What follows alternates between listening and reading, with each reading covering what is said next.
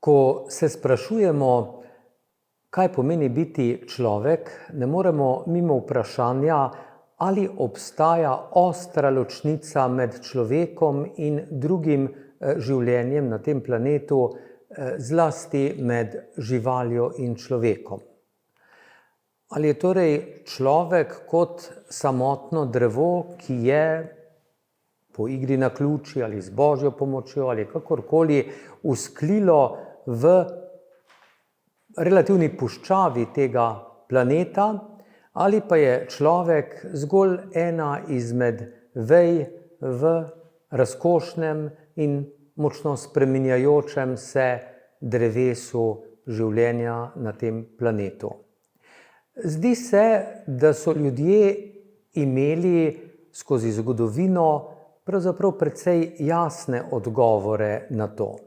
Tako je Aristotel jasno ločil človeka, ki je imel tako imenovano racionalno dušo, od živali in od rastlin. Slednje so imele samo vegetativno dušo, medtem ko živali so imele tudi senzitivno ali občutljivo dušo. Vendar samo človek je imel racionalno ali razumsko dušo in za Aristotela se zdi, je bil razum tisto najpomembnejše in najvišje, kar človeka loči od živali. Pa vendarle se v zgodovini niso vsi strinjali s tem. In tako so znani primeri, ko so pravzaprav živalim pripisovali različne človeške lastnosti, med ostalim tudi svobodno voljo in odgovornost. In tako imamo ohranjen zelo lep zapis iz Francije iz leta 1386, kjer so v mestecu Falaise obsodili svinjo, ker je poteptala malega otroka. To je bil dolgotrajni proces na glavnem trgu Falaisa. Svinjo so tudi oblekli, da ne bi preveč žalili javne dostojnosti.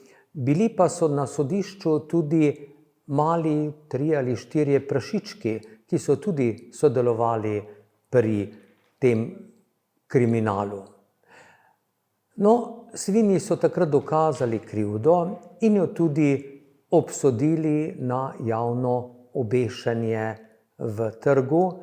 Malim prašičkom so pa prizanesli, kajti menili so, torej mestni očetje so menili, da so bili prašički premladi, da bi se zavedali vse resnosti svojega dejanja.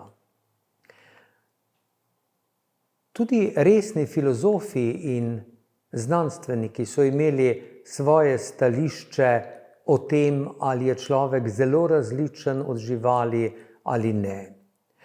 Tako je Descartes, oče dualizma in znani filozof v 16. stoletju menil, da so živali le avtomati, ki jih seveda ni moč primerjati z duhovnostjo človeka kot Božjega bitja. Govori se, da je Descartes vivisiciral psička svoje žene. Vivisekcija pomeni razrezati bitje in ga proučevati na živo. In ko so Descartesovi prijatelji ga spraševali, zakaj je to naredil, ali ga ni pravzaprav pretreslo cviljenje in jok in obup te živali, ki je bila na živo secirana, je Descartes bojda odgovoril, ampak saj to seveda ni človeško bitje. To cviljenje je kot cviljenje nenamazanih vrat, zarjavelih na tečajih.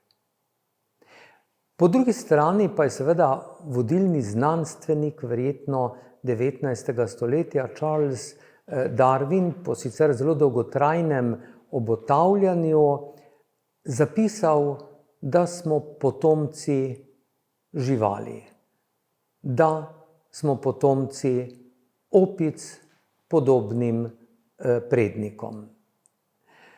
Ta trditev seveda je bila za tisti čas silno revolucionarna in znana je izjava neke angleške aristokratke, ki je rekla: upajmo, da ni res, če pa že je to slučajno res, pa upajmo vsaj, da se ne bo razvedelo. No, znanost bi danes težko ugovarjala po vsem znanju, ki nam ga je dal predvsem Darwin in na to naravoslovne znanosti 19. in 20. stoletja. Znanost bi težko ugovarjala, da je človek le del kraljestva, ki ga imenujemo animalija. Za mnoge sicer tisti vrhunec, tista najvišja veja na tem drevesu, ki ga seveda lahko razčlenimo na to, na vrste, na družine, na kolena in podobno. In če je to res, da smo pravzaprav tista veja, ki je popolnoma na vrhu tega evolucijskega drevesa, če se za hip odrečemo morda misli, da smo morda samo ena od stranskih vej in da je bilo pred nami in da bo pred nami še mnogo vej, ki bodo bolje adaptirane ali z tega ali z drugačnega stališča. Če torej za trenutek sprejmemo to, da smo vrhunec evolucije, se lahko vprašamo, pa kaj je tisto, kar nas naredi to, da smo najvišja veja. Torej, mnogo znanosti, mnogo filozofij, mnogo teologij skuša iskati človeško edinstvenost. Tudi znanost, mnoge znanosti, če želimo vedeti, koliko je človek res edinstven, morda ločen ali vsaj dvignjen nad vsa ostala bitja, bomo morali močno in temeljito preučevati tudi druge živali, biologijo, etologijo drugih, predvsem nam podobnih živali. Morali se bomo podati v prašne savane Afrike in iskati tistih nekaj prgišč kosti, ki so ostale v milijonih letih za našimi predniki hominidi. Morali bomo temeljito opazovati tudi otroka, ki je bil zdaj ali spočet ali pa rojen, in opazovati, kako se razvija. Poseči bomo morali tudi v starost, v starega človeka, zlasti v njegove izkušnje, videti, kako se je spreminjalo njegovo življenje, njegovo doživljanje tega sveta, doživljanje samega sebe, in pogledati bomo morali v mnoge tako imenovane objektivne znanosti od tega, da danes z velikim uspehom slikamo možgane z metodami, ki nam lepo pokažejo, kako možgani delujejo, pa do tega seveda, da smo sposobni preučevati knjigo našega življenja kot vrste in kot posameznika v našem genomu, da smo sposobni preučevati tistih nekaj, pa veliko manj, kot smo upali, genov, ki jih imamo, 25.000 približno, in iz njih razbirati, kaj nam je usoda v mnogih milijonih letih naklonila. No, kar se tiče možganov, se zdi, da je eden izmed skrivnosti človeka, da se lahko dvigne nad ostala bitja, tudi v enem delu možganov, ki ga danes v sodobnosti poimenujemo socialni možgani. Mnoge znanosti kažejo, da je ena izmed velikih prednosti in tudi značilnosti človeka v tem, da čuti in da se povezuje s soljudmi in da na ta način doseža neslutene uspehe, ki jih druge oblike življenja na tem planetu niso sposobne. Da je samo človek tisti, ki je sposoben stopiti na Luno in reči majhen korak za človeka in velik korak za človeštvo. Vendar se ta zgodba socialnih možganov začenja pred mnogimi milijoni let. Začenja se približno 250 milijonov let tega, ko so v svetu, ki je sicer bil preplavljen z ogromnimi plazilci, najbolj znani so seveda dinozauri, vendar so tukaj tudi predniki naših krokodilov ali želv in podobno, ki so dominirale takrat svet. Živčev je teh velikih plazilcev, dinozaurov na primer, je bilo zelo preprosto. Je sestavljeno iz tistih struktur, ki so tukaj na tej sliki, na tem diapozitivu obarvane nekako oranžno ali rdeče. To so tiste strukture, ki jih danes poimenujemo možgansko deblo, mali možgani, hipotalamus in bazalni gangliji, in ki pravzaprav služijo temu, da čutim lakoto, čutim žejo, čutim potrebo po razmnoževanju, znam uskladiti svoje gibe, sem tudi besen, vendar ne v smislu čustva, bolj v smislu besa, ker sem recimo lačen ali žejen. Tukaj bi morda res govorili o nečem, kar je Descartes skušal predstaviti kot nek avtomat ali avtomatično vedenje in življenje. No, približno 250 milijonov let tega se pa nad tem najprimitivnejšim delom možganov, ki pa jih imamo tudi v svojih globinah skrite, se začne bočiti nov del možganov. Ker je v obliki nekega roba ali kroga, tukaj ga vidimo približno kot eno zeleno strukturo, ga imenujemo limbični sistem, kajti limbus po latinsko pomeni rob, krog ali obkroženje. Dve čudoviti stvari prinese s seboj ta limbični sistem. Ena je ta, da se nam porodi spomin, in druga, da se nam porodi čustvo. Spomin nam seveda evolucijsko je v veliko pomoč. Pomaga nam, da se recimo izogibamo tistim potem, tistim aktivnostim, ki si jih morda želimo, pa vendarle se pokaže, da so za nas nevarni.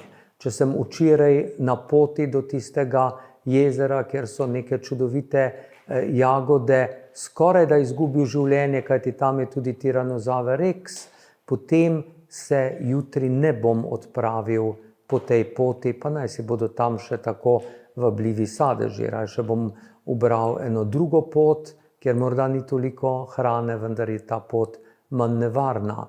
Ta spomin, ki se zgodi pred, kot sem rekel, približno 200 ali 250 milijoni let, mi pomaga ne samo to, da se seveda spominjam prijetnih, pa tudi neprijetnih dogodkov.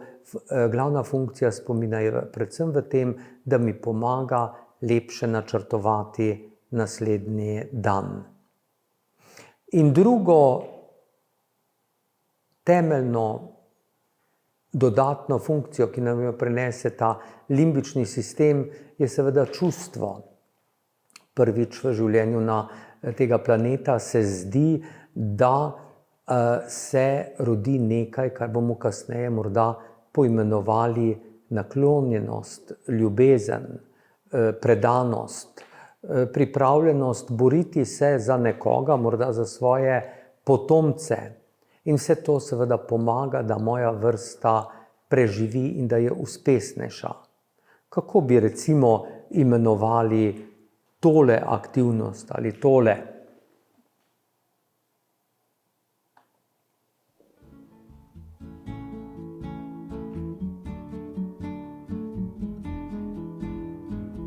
Ali temu lahko rečemo ljubezen?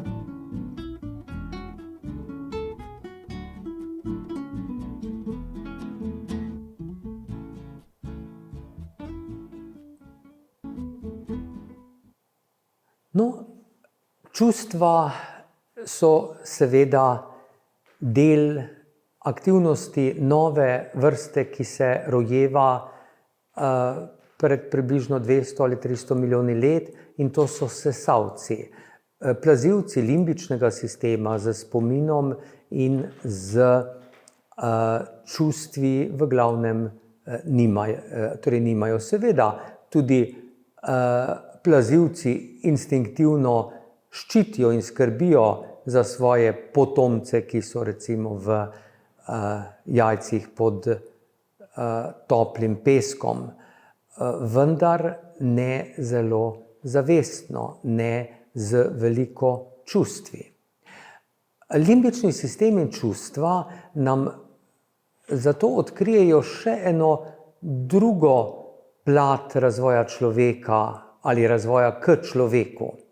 Ne samo nove strukture, ki se z razvojem možganov rojevajo, ampak tudi biokemična stran, se pravi biokemija naših možganov nam pomaga pri tem, da bolje in lepše izrazimo svoja čustva.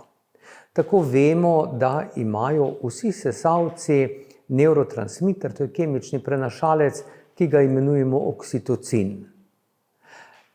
Posebej je znan morda ženam, ki pričakujejo otroka ali ki so tik po porodu. In mi vemo, da je ta oksitocin, ki te naredi silno mehkega, silno zaupljivega, silno nežnega, prisoten že pri sesalcih. Zanimivo je, da zelo podobni sesalci, recimo voluharice, prerijske in gorske, se obnašajo popolnoma drugače. Prerijske, ki imajo veliko oksitocina in receptorje za ta oksitocin, so silno materinske, imajo družine, skrbijo drug za drugega. No, medtem ko gorska voluharica, ki sicer ima oksitocin, vendar nima receptorjev za te oksitocine, je samotar, ki celo življenje živi zase, se pari, ko je to potrebno, vendar za svoje potomstvo ne skrbi preveč. No, in tako so minevali milijoni let in nekako pred 7 milijoni let se naši predniki, če se pošalim, odločijo, da ne bodo več predniki opic in stopijo na dolge milijone let trajajoče potovanje, da postanejo končno hominidi. Na tej poti je bilo seveda ogromno naših prednikov. Imenovali so se australopiteki ali homo, bilo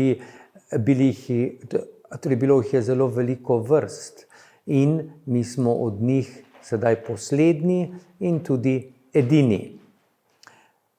Nekako pred 2 milijonoma, med 2 in 3 milijoni let se zgodi nekaj, kar popolnoma ne razumemo, verjetno pa gre za podvajanje enih genov, ki v nas vzbudijo eno čarobno sposobnost. In to je sposobnost izdelovanja orodja. Prvič v našem razvoju bomo sposobni izdelovati orodje. Da lahko izdelujem orodje, moram v svojih možganih imeti nek načrt, se pravi, moram biti sposoben predvideti, kaj se bo v bodočnosti, recimo, kako se bo izoblikoval ta kos kamna, ki ga sedaj klešem. Od takrat, ko začnem izdelovati orodje, se na en zanimiv način po svoje ločim od narave, začnem s tem preoblikovati tudi naravo. Imenujem se homo habilis, kajti habilis pomeni orodje, se pravi človek, ki izdeluje orodje. In takrat približno se začenjajo tudi večati možgani. Vendar se možgani ne večajo samo zaradi tega, ker izdelujem orodje, ker predvidevam, kaj bo nastalo iz tega orodja. Zdi se, da so večji možgani močno povezani predvsem s tem, da gradim čedalje bolj kompleksne in čedalje bolj komplicirane odnose z sočlovekom. To se posebej pokaže relativno pozno, pred približno 40-50 tisoč leti, ko v tedanjem homo sapiensu, ki sicer kot vrsta nastane verjetno pred približno 300 tisoč leti in nato njegove sposobnosti več ali manj spijo, no, ampak nekako 40-50 tisoč leti se zgodi nov čudež. Ta čudež je tudi verjetno neka genetska sprememba ali genetska mutacija. V velikih možganih tega človeka se zbudijo neverjetne nove sposobnosti in to v relativno kratkem času. Vidimo, da človek po vsem planetu naenkrat prične slikati po stenah jam. Slika sebe in slika predvsem živali, ki ga zelo, zelo fascinirajo. Dela kipe, tako živali, kakor človeka. In prvi kip, ki ga je človeštvo naredilo, je tale kip na levi, pol človek, pol lev. Človek želi zanamcem ohraniti svoj podpis in ta podpis, predvsem v obliki odtisov rok v rdečem okru, najdemo po praktično vseh kontinentih. Ta človek naenkrat prične svoje umrle sotovariše pokopavati z veliko spoštovanja, daje jim v grob cvetje, daje jim v grob hrano, kar pomeni, da naenkrat verjame, da bo ta človek odšel na neko potovanje in rojevajo se tudi prve religije. Pot k bistvu človeškega je torej dolga. Če se začne pred približno 200-250 milijoni let s tem, da imamo spomin in s tem pravzaprav z spominom lahko vzpostavljamo prve vzročne povezave in za prvimi vzročnimi povezavami lahko načrtujemo bodočnost. In tukaj prihaja eno zanimivo obdobje, ko odkrijemo kuhano hrano, predvsem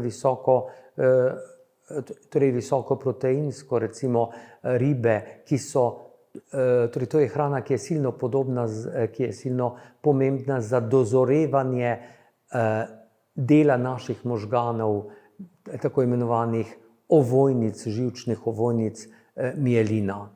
No in tukaj nekje na tej poti človek odkrije vse velike prednosti sodelovanja z soljudmi, da je lov v skupini boljši, kot če lovim sam. Vendar zato, da bom lovil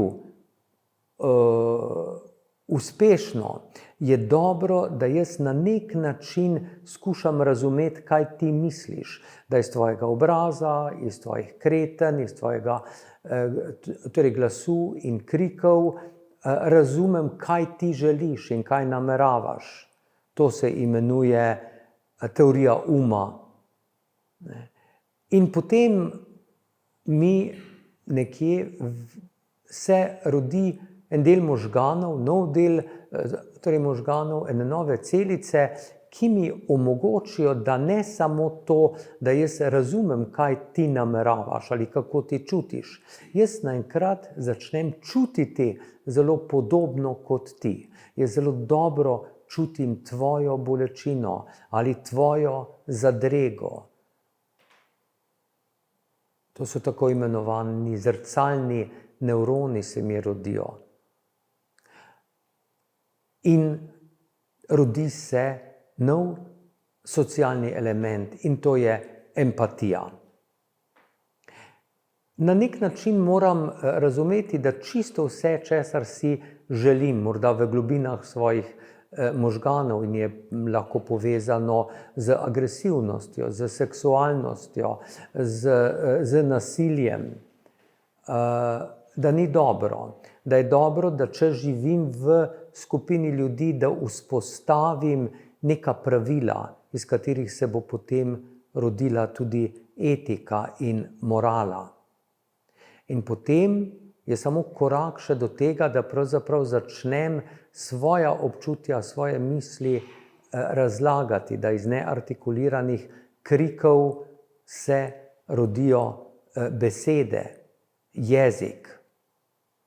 In potem čisto na koncu nekaj, kar nam še vedno ni jasno, kot zakaj se to rodi, kakšen je smisel tega v evoluciji, ali je to samo, kot je nevroznanstvenik lepo rekel, pravzaprav češnja na vrhu torte, ki nima kakšne posebne koristi, ali pa temu ni tako, rodita se umetnost, znanost in filozofija.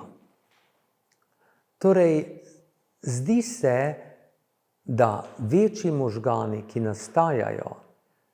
nastajajo predvsem zaradi tega, ker stopam v vse bolj kompleksne odnose z soljudmi in rojeva se mi prav temu posvečen del možganov, pa ne samo en, kar nekaj jih je in med seboj so povezani, ki jih imenujemo socialni možgani, in zgodba o tem se imenuje hipoteza socialnih možganov. Pa vendarle moramo takoj razumeti to, da se vse te stvari, kot so recimo razum in načrtovanje, ne začenjajo samo z nami. Da so v življenju, v življenjskih oblikah tega planeta prisotne že veliko prej. Poglejte si neverjetno načrtovanje in razum te ptice, ki mora narediti 5 ali 6 korakov, da pride do hrane.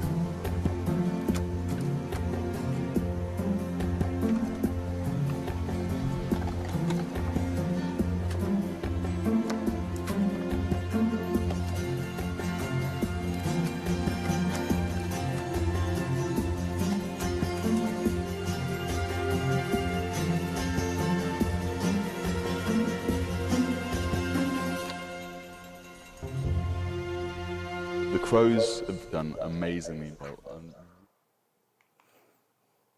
Ali pa morala. Ali je morala res vezana samo na človeka, ali lahko najdemo pravzaprav zasnove morale že tudi pri živalih. Poglejmo si tale film, ki pravzaprav zahteva občutek za fair play ali za sodelovanje. Najprej si poglejmo, kako imajo primati pravzaprav občutek za fair play, kaj je pravica in kaj ni.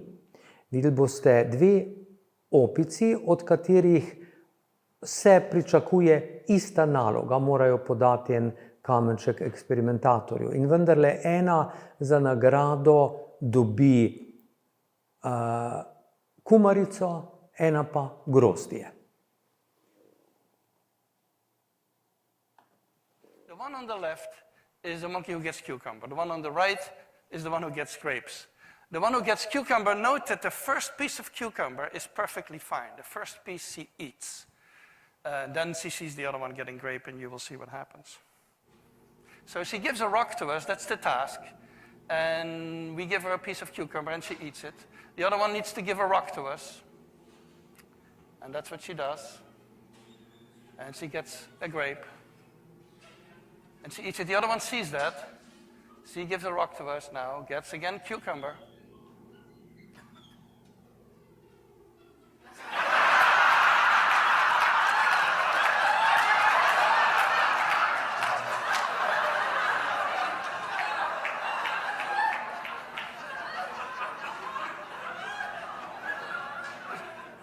She tests the rock now against the wall. She needs to give it to us. And she gets cucumber again.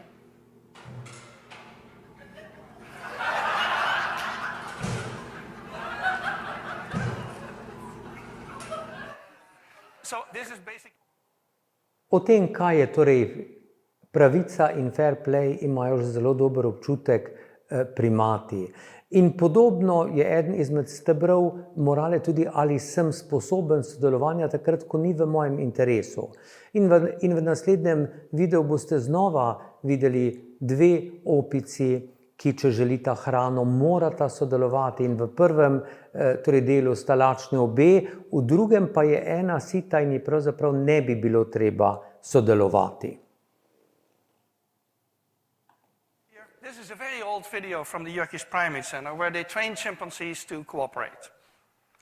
So this is already about 100 years ago that we were doing experiments on cooperation. And what you have here is two young chimpanzees who have a box, and the box is too heavy for one chimp to pull in. And of course there's food on the box, otherwise they wouldn't be pulling so hard. And so they're bringing in the box. And you can see that they're synchronized. You can see that they work together, they pull at the same moment. It's already a big advance over many other animals who wouldn't be able to do that. And now you're going to get a more interesting picture, because now one of the two chimps has been fed. So one of the two is not really interested in the task anymore.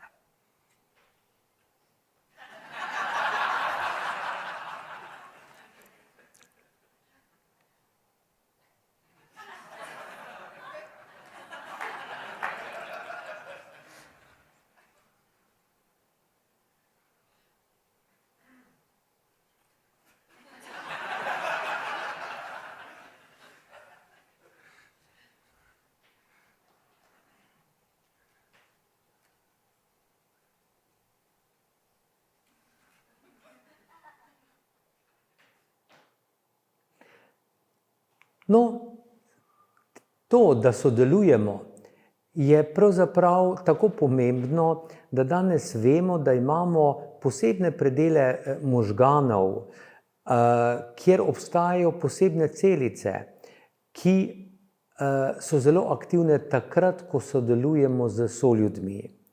Vendar je zelo zanimivo, da pravzaprav nismo v naravi edini, ki imamo te celice, imenujejo se po nevrologu, ki jih je opisal, se imenujejo von Economove torej celice. Take celice, čeprav v veliko manjšem obsegu, so našli tudi pri tistih živalskih vrstah, ki si kažejo veliko čustev in ki zelo skrbijo za svoje mladiče in ki zelo veliko sodelujejo pri primatih, pri delfinih, pri slonih, pri nekaterih pticah. No, lahko pa bi rekli, da pravzaprav simboli, metafore, umetnost, znanost in filozofija je pa res tisto, kar je vezano samo na človeka. In pravzaprav človek ima nek intuitiven občutek, kaj je lepo in kaj ni. In nevroznanstveniki so preučevali, ali imajo naši možgani posebne centre, katerih aktivnost je vzbujena takrat, ko gledamo nekaj lepega, ali pa tudi poslušamo nekaj lepega. Poslušajmo nekaj, kar se je večina ljudi odločila, da je lepo.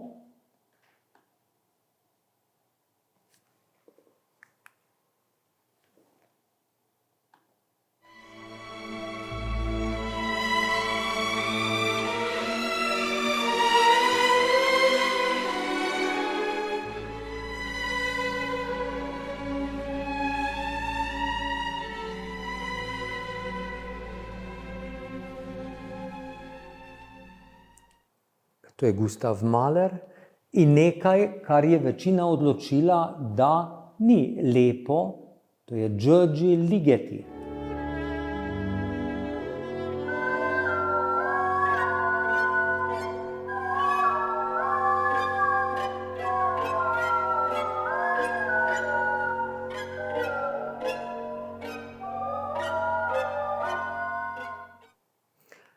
Ne bom šel v podrobnosti, vendar res so nevroznanstveniki našli neke predele v možganih, ki so zelo aktivni takrat, ko se v nas vzbuja čustvo lepote, lepega in tisto, kar je obratno. Zanimivo je, da mnoge od teh struktur so zelo blizu ali pa identične tudi tistim, ki so del socialnih možganov. Pa vendarle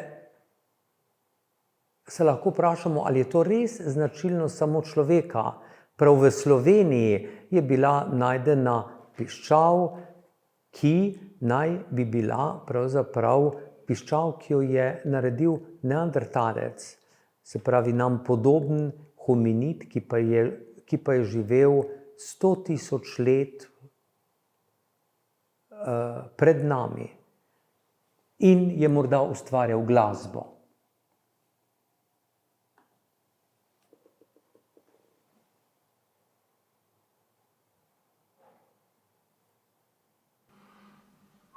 Takole bi zvenela neandertalčeva glasba.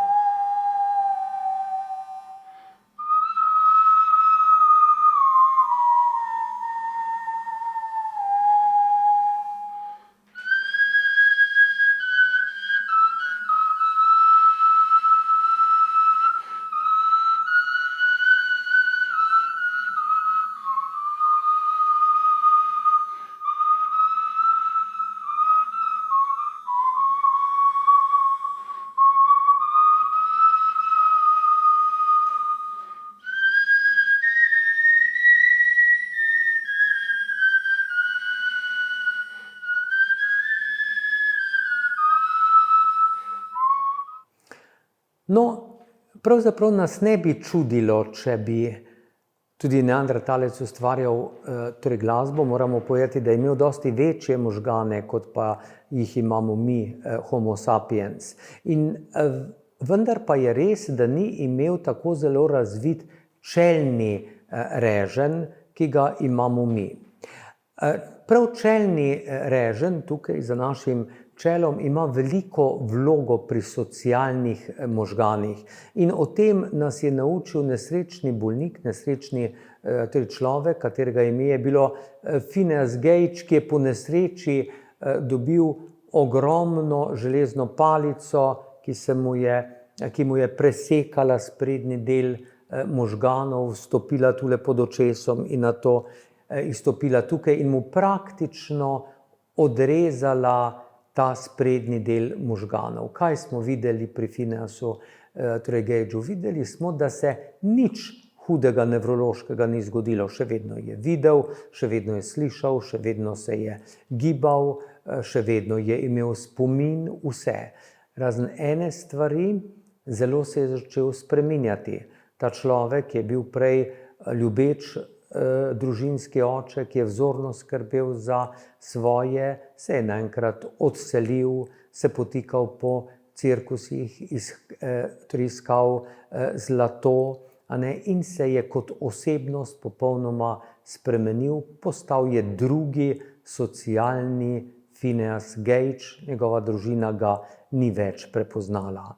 Se pravi, funkcija tega čelnega režnja je v veliki meri v tem, da imam jaz recimo temu socialno inteligenco, emocionalno inteligenco, vendar več od tega. Tudi to, da sem sposoben nekih zaporednih sklepov, kot jaz vem, da ti veš, da on ve, da ona ve. Prav tu v frontalnem režnju, v povezavah z zadnjimi deli možganov je tudi tista naša sposobnost, ki nas posebej označuje kot ljudi. In to so ti zrcalni nevroni. Kaj čutimo, ko gledamo to sliko? Verjetno neko tiho žalost, neko obžalovanje nad usodo tega otroka, ki je seveda že zdavnaj mrtev in umrl je zaradi lakote. In mi vemo, da smo sposobni takega čutenja, kajti imamo dele možganov, ki so tudi deli socialnih, torej možganov, tako imenovane zrcalne nevrone, s katerimi sem sposoben zrcaliti čutenje, občutja, torej bolečino, srečo drugega v svojih lastnih možganih. In morda je ravno to sočutenje temelj mnogih religij, mnogih ideologij, kot neke vrste zlato pravilo, ki ga je recimo Biblija izrazila v besedilu po Mateju. Tako torej vse, kar hočete, da bi ljudje storili, vam tudi vi storite njim. To je namreč postava in preroki. In to misel ne bomo našli samo v Bibliji. Našli jo bomo v budizmu, našli jo bomo v hinduizmu, našli jo bomo v islamu in našli jo bomo v vseh nereligioznih, ideoloških, k humanosti obrnjenih ideologijah. Ob tem pravzaprav, da vidimo, da se socialni možgani v veliki meri odražajo skozi strukturo, skozi morda čelni reženj, skozi zrcalne nevrone, je, kot smo omenili, tudi zelo pomembna tudi biokemija. Tiste kemične snovi, imenujemo jih kemični prenašalci, ki se pretakajo med različnimi centri po naših možganih in omenili smo oksitocin, zelo je pomemben za serotonin, če ga bo premalo, bomo čutili depresijo. Zelo pomemben je recimo dopamin, ki nam bo pomagal na nek način veseliti se in pričakovati in uživati nekatere aktivnosti. Zelo pomembni so endorfini, ki bodo pomagali predvsem takrat, ko bomo potrebovali mir svoje misli ali svoje duše. No, to, da so ti možgani, ki smo doslej opisovali, res povezani pravzaprav z mojim sodelovanjem z sočlovekom, je pokazano tudi na ta način, da pravzaprav se velikost naše možganske skorje, te novejše, v evoluciji novejše možganske skorje, močno korelira z številom stikov, smiselnih stikov, ki jih lahko vzdržujemo. Za človeka je to število približno 150. To recimo je število, v katerem je živelo 150 recimo v neolitski vasici. To je recimo število imen, ki smo jih še pred kratkim imeli morda z roko, sedaj pa z računalnikom, torej zapisano kot ljudi, ki jim bomo poslali božično čestitko.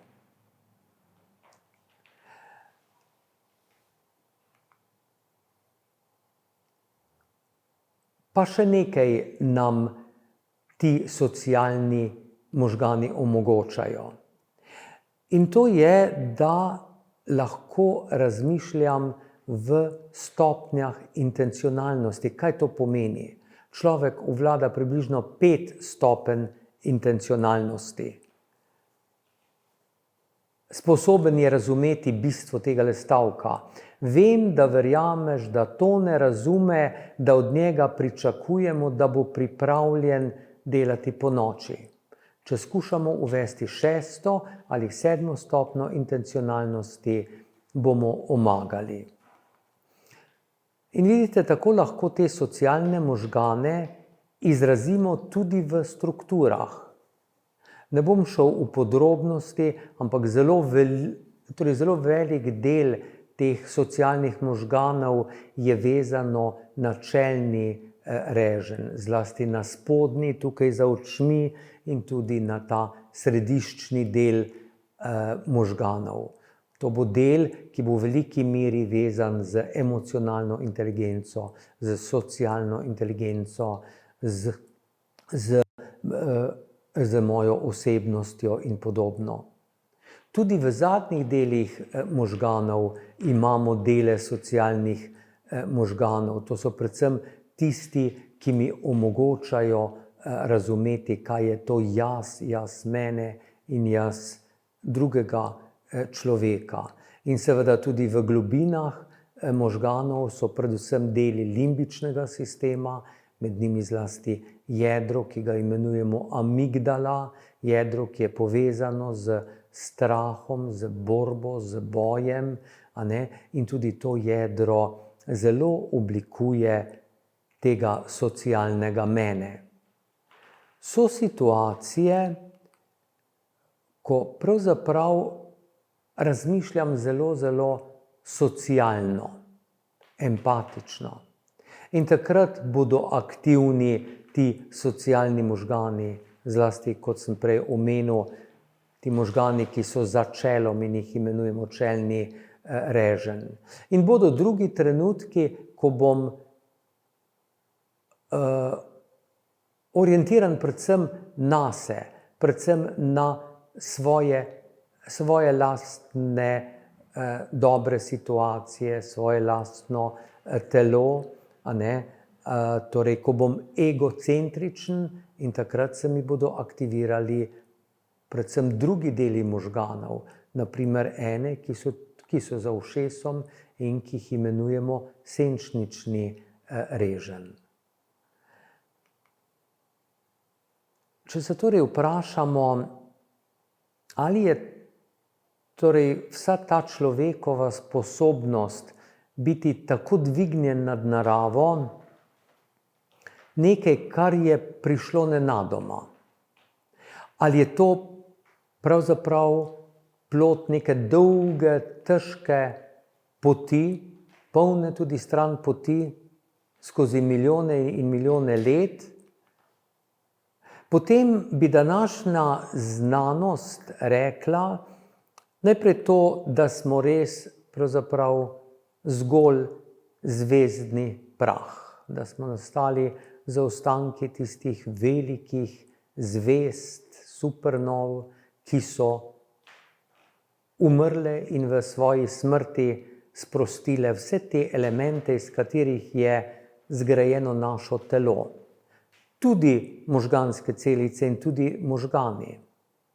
Vendar so ti elementi zgrajeni na ta način, da lahko izražajo srečo ali recimo tudi veliko bolečino, kot jo recimo vidimo v smrti tebanskega svečenika Laokonta in njegovih sinov, nad katere so grški bogovi poslali kače, da jih utišajo, tako da bodo Tibetanci v svoje mesto vendarle lahko spravili slavnega konja. Ne verjamemo, da se je to zgodilo na ta način, kot je tako mojstrsko in čudovito podobo Michelangelo v Sikstinski kapeli, da se nas je nekega dne dotaknil Božji prst in smo sprejeli vso to darilo našega razmišljanja, čustev in podobno. Ne, bolj verjamemo to, da smo hodili po mnogih poteh, skozi mnoge milijone let in da smo dosegli to, na kar smo danes zelo, zelo ponosni, in to je medčloveško sodelovanje. Ogromno seveda lahko naredimo, če sodelujemo, če torej aktiviramo tisti del možganov, ki se nam je razvil in ga imenujemo socialni možgani. Ti socialni možgani nam lahko prinašajo ogromno dobrega, veliko upanja za bodočnost. Ampak ti isti socialni možgani so tisti, ki nas morda lahko tudi izbrišejo iz tega planeta. Ampak naj zaključim z eno drugo, morda veliko bolj realno nevarnostjo, ki jo tudi lahko povzročimo z temi našimi socialnimi možgani. Tukaj vidite zanimiv graf, ki po eni strani prikazuje, koliko nas je na tem planetu. To je ta temna, črna črka. Od leta 1800 pa do leta 2030 je projekcija. In vidimo, kako eksponencialno, kako hitro se množimo na tem planetu, kako ogromno nas je. Obenem pa rdeča črta kaže, koliko živali in koliko vrst je uničenih. In medtem, ko si delamo toliko dobrega, da živimo dobro in veliko nas živi dobro, ne smemo seveda pozabiti, da je ta naša pot k socialnemu homo sapiensu bila v družbi mnogih živalskih vrst, ki, če ne bomo dovolj previdni in dovolj modri, seveda lahko izginejo in nas na tem planetu pustijo popolnoma same. Veličastnega, a popolnoma samotnega homo sapiensa. Jaz se lepo zahvaljujem za pozornost.